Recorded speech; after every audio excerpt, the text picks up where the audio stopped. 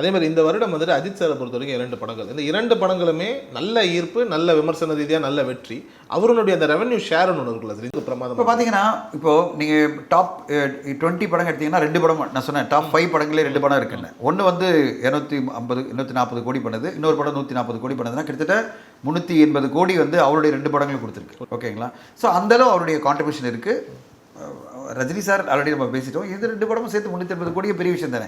ஆனால் இன்னும் பெரிய லெவலில் வந்திருக்க முடியும். அதோடைய இப்போ குட் பேட் அக்லி இன்னும் பெருசாக கலெக்ட் பண்ணிக்க முடியும். இன்ஃபேக்ட் நான் குட் பேட் அக்லி ஒரு 400 கோடி வரும் தான் எதிர்பார்த்தேன். அது வராது, எனக்கு ஒரு சின்ன கம்மியாக இருந்த மாதிரி தான். ஏன்னா அந்த படம் அவ்வளோ சூப்பரான ஒரு என்டர்டெய்னராக இருந்தது.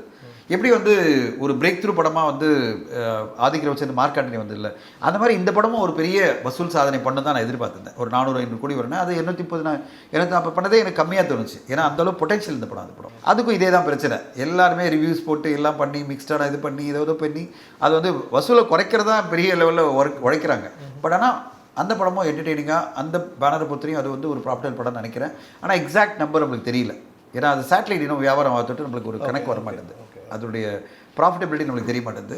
பட் இண்டஸ்ட்ரி பொறுத்தவரையும் வந்து அது வந்து தியேட்டருக்கெலாம் நல்லபடியாக வெற்றிகரமாக ஒன்று படம்.